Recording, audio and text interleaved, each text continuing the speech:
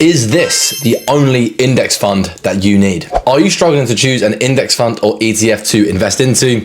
I don't blame you. The biggest problem of choosing an actual fund to invest your money into is that there's just so bloody many of them. Not to mention, a lot of them have complicated and straight up stupid names. But what if, just like there's one ring to rule them all, there's also one fund to rule them all? Or to put more normally, only one fund that you need to invest your money into. I rewatched all of the Lord of the Rings recently, hence the reference. Well, there is. We can create an unbelievably simple total investment portfolio with just one fund. And this potentially will be the only fund that you will ever need for yourself, your partner, your family. In fact, the fund we're going to talk about, I am invested heavily in myself, so might have given the game away for any regular watchers of the channel. But before getting into the specific fund and other options, because fund options do vary depending on what platform you're actually using, what am I referring to? A low-cost global index fund, or ETF, of course. What I'm always banging on about. But let's break that down. So firstly, why would you want to use an index fund? Put simply, passively tracking the market by investing into broad market index funds simply outperforms both fund managers who are trying to pick stocks to beat the market, and also outperforms retail investors like me and you trying to pick stocks to beat the market. So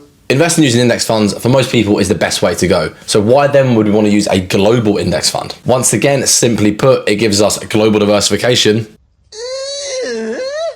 Of course, the clue's in the name, through one fund. This makes our investing approach as simple as possible, and it takes all guesswork out of the equation when it comes to investing. We don't need to pick the best performing stocks or pick the active fund manager that's going to be the next Warren Buffett, both of which are almost impossible to do. We can simply track the market by investing into a low-cost passive global index fund. Investing into the entire world through one fund, which is pretty cool. Not to mention that this one and done global index fund approach is passive, low fee, and self-cleansing, as countries and companies perform well or poorly over time, that will automatically be reflected in the global index fund. As you can see here, the makeup of the global stock market does change quite a lot over the decades. We can then hold this global fund in tax efficient wrappers like pensions and ISAs. Global diversification, hands off, low maintenance, and tax efficient. That is everything I look for in a partner, unsuccessfully so far. That's the approach lockdown, but which specific global fund should you use? And this is where the big problem comes into play. Which global index fund? There are a lot of different global funds to choose from, and different global funds track different amounts and different parts of the global stock market. And most importantly, some are more global, meaning they invest into more stocks around the world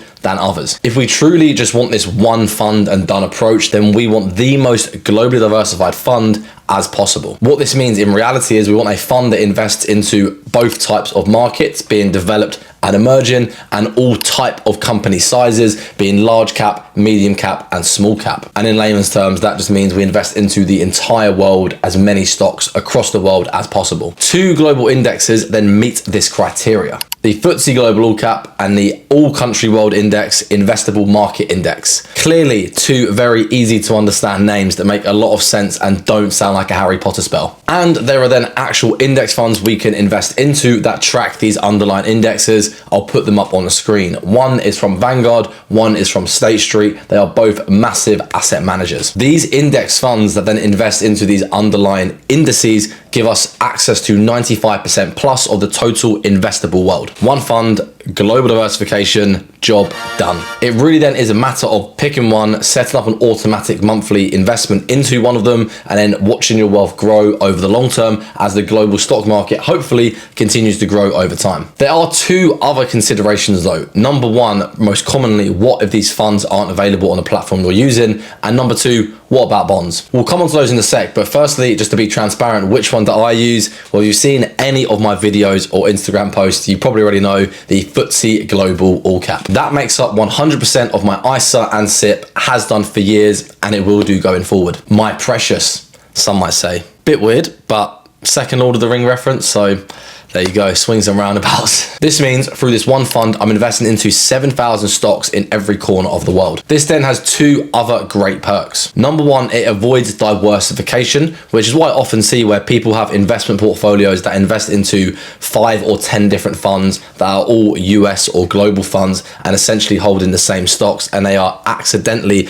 overweight certain countries or companies when they don't even realize it, which is why simplicity is just so good and important when it comes to investing. And secondly, you haven't got to look at charts all day to try and pick individual stocks, which is ultimately impossible to do, in my opinion, anyway. There's not really much between them. They both got low fees. They both invest into thousands of stocks. They both have a lot of assets under management. They're both provided by two large, massive asset managers. They are, however, available on varying platforms. So I'll put up a list on the screen of where you can actually invest into these funds. One downside is that ACWI IMI is only available in USD. So there's no pound version currently, so you will have to pay an FX fee, and that once again is why I just prefer the all cap. Although one limitation of the all cap and also this other fund is that they're not available on that many platforms, as you can see on screen. Hence, there are some other options, other low-cost global ETF options that also track and invest into underlying global indexes. I'll put a list on screen. These are all also great funds. They are slightly different. They all have nuances. They all have slightly different fees and hold a different number of stocks provided by different asset managers. I've got videos comparing some of these funds, and I will be making more videos comparing these funds going forward, but they're all great options is the bottom line. The two previously mentioned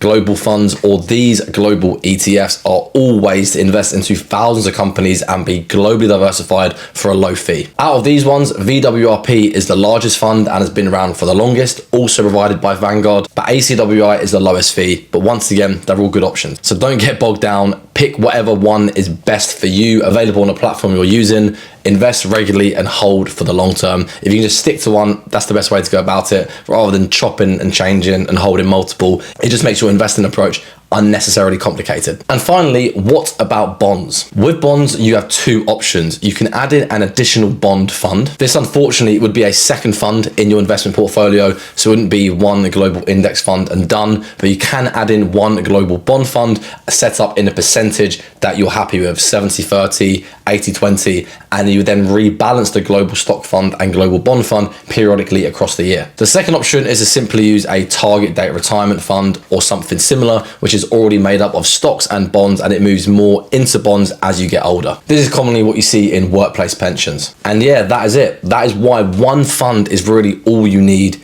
in your investment portfolio. Of course, it's your money. You can invest into whatever you want. You can have multiple funds, a global stock fund, a global bond fund, individual stocks. But I really think simplicity is so underrated when it comes to investing. And if you understand the approach and why you're doing it, you're more likely to stick to it for the long term and let time and the stock market compound and build your wealth over the decades. Thanks for watching. And if you're going to continue down this global fund rabbit hole, click this video here for more information about global ETFs. Thanks again for watching.